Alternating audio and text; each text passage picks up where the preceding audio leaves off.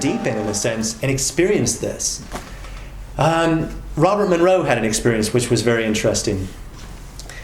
He was out of body in I think, not New York, but somewhere up in the north, in America. And he was sort of just going through this town, and suddenly he felt that little tug.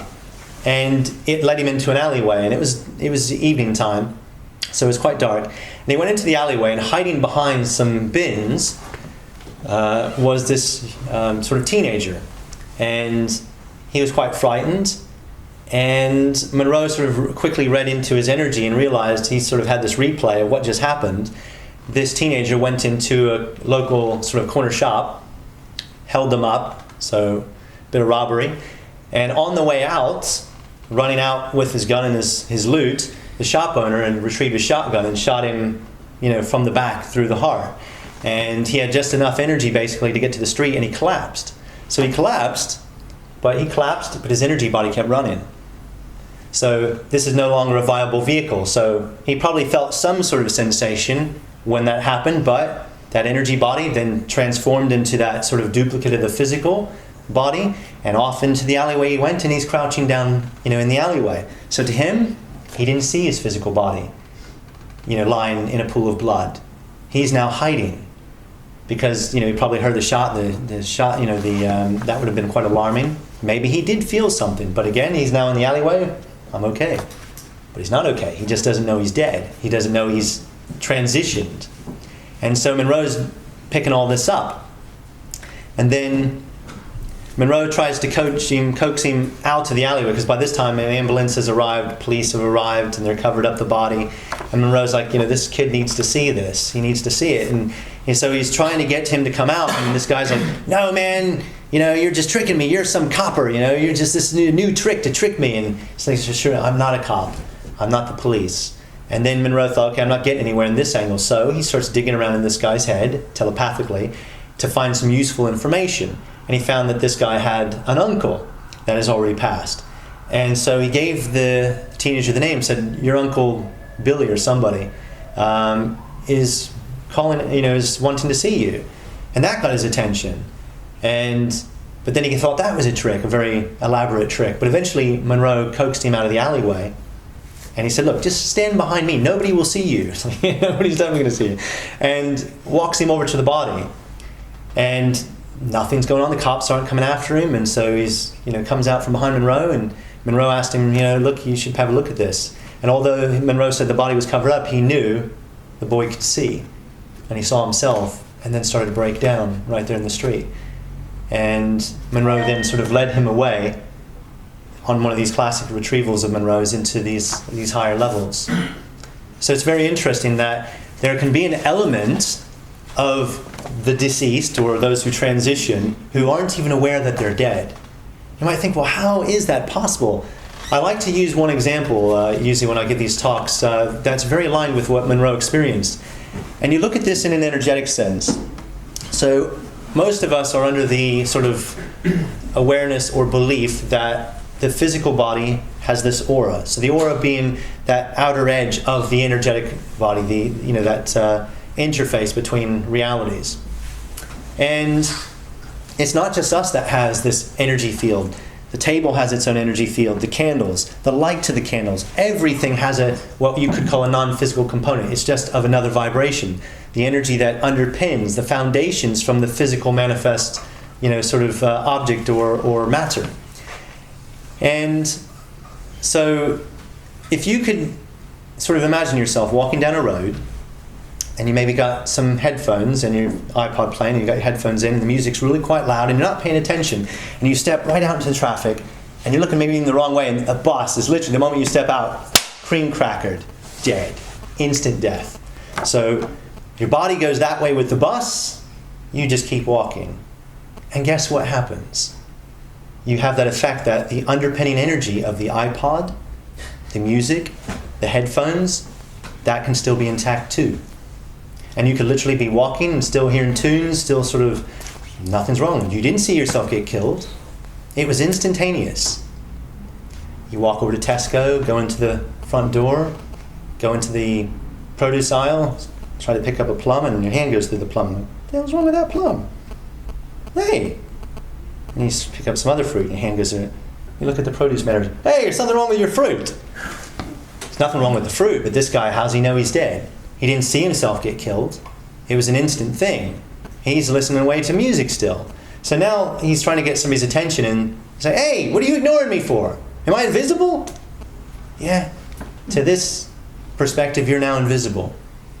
But again, what's the clue that he's dead? Maybe he might think, at best, at worst, am I going crazy? Which leads me on to one of Monroe's next experiences. Once Monroe reports he was hovering through New York City while out of body. And again, he got that little tug on his energy field. And he suddenly winds up in an apartment building. And specifically narrows in on one apartment. And he goes in, and there's this older woman bumbling around. And she sees Monroe, and she says, are you here to bring the furniture back? Monroe's like, furniture? What furniture? And so he bypasses this, and he goes straight into her head again. And realizes that she's dead. She doesn't realize that she passed away. And so obviously she passed away. All of her possessions were removed, sold, or put in storage, whatever. And so Monroe's like, trying to assure her, no, I'm not here to return the furniture. But he can see her distress. And so there was a lone chair, and Monroe said, touch that chair. And so she hesitated. She looked a bit sheepish. And she went to touch the chair, and her hand went through it. She withdrew her hand as in like it was shame.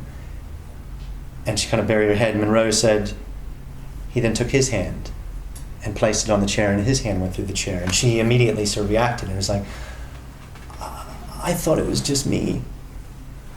So here she got into this state where she thought she was experiencing dementia or some sort of psychosis. How alarming must it be for these individuals who slip away in their sleep, like we talked about earlier today? And, especially in a hospital, they slip away, and then the body is sort of removed while they're still sort of sleeping now out of body on another level. And they wake up in a replica of their hospital bed. To them, they're still physically alive, and maybe they're not clocking certain things, like maybe their pain has gone away a little bit, but they don't notice that. It's really... Some of it seems quite sad, but this is all part of this overall cycle of this multidimensional experience. How many times have we each been in that state? Probably too many to count. Nevertheless, it doesn't stop us from wanting to help and be in service. And I think you'll probably find that each of you, without remembering, are probably already in some way offering assistance, doing retrievals. And we'll talk about that in a little while. I want to now sort of move out of that dimensional level and maybe move to some more of the intermediate ones from there, where you can sometimes find people in their own personal hells, their own personal purgatories. And what do I mean by that? They're literally sort of just hanging out in sort of void type states. There's no earth type reality, there's no afterlife type consensus realities. They're just in a void somewhat. And you find them there, and maybe you sort of mentally make that telepathic connection, and you can find them in their own dream states, like we experience every single night when we go to sleep. We start to generate dream states. Reality is very, very thought responsive. And these first few levels are very, very emotional, create a lot of emotional turbulence. You can very quickly, with a sort of a particular mindset, become enveloped in the creation of your own mind, a fantasy state, a dreamlike state. And we've all probably had dreams of an epic nature where you wake up, you think, whoa, that could rival any Hollywood blockbuster film. It's filled with hundreds, if not thousands, of different dream characters, with sceneries that are just really elaborate. A lot of realism to them. And of course, real dreams are that way. When you get lucid within a dream, they take on a type of physicality to them. And that HD quality of the the vividness of scenery. So if you're locked into one of these, how are you going to know the difference that these are just dream characters? If you haven't been versed in that sort of thing in the first place, you're going to probably think these are all real people. And some of them are torturing you. And you might think, these are my tormentors because I was a bad person and I deserve this. No, you don't. but you don't know better at this moment in time to realize that it's a construction of your own mind. And this happens to some people. Not everyone, please don't get me wrong, this is just a portion. And you might think, okay, look at this in another way. How many times, if you for a moment question the realness of these experiences, think about this. How many times in a lifetime have you woken up from a dream crying? How many times have you woke up feeling jubilation, happiness, fear? Because your mind cannot tell the difference between a dream and physical reality. It can't tell the difference. One of the ones I used to hate, I haven't had in a while, but I'd wake up, I'd be in a dream and my teeth are crumbling, all of them, like, they're all crumbling. And I wake up and I'm like, I've got tears and I'm like, it was just a dream, but my heart's racing away that I've got all this major dentistry that needs to be done, and how did it happen? We've all probably had moments like that. I've seen my own brothers being killed in a dream state, or other close family members or friends, and you wake up and again, you're not quite sure initially what state of reality you're experiencing. But how many, please see a raise of hands, how many people woke up from a dream feeling emotional? Everybody in the room. So if it happens to us, and we're just in transit from one state to the next, how do you think it's going to be for these people who are not in transit? They are locked into one of these states. To them, what seems like a permanent basis. So you can find a bit of that on these sort of intermediate levels. And that's, again, quite sad. But again, this is all part of the cycle that we've all probably gone through numerous times. We can move in a little bit more.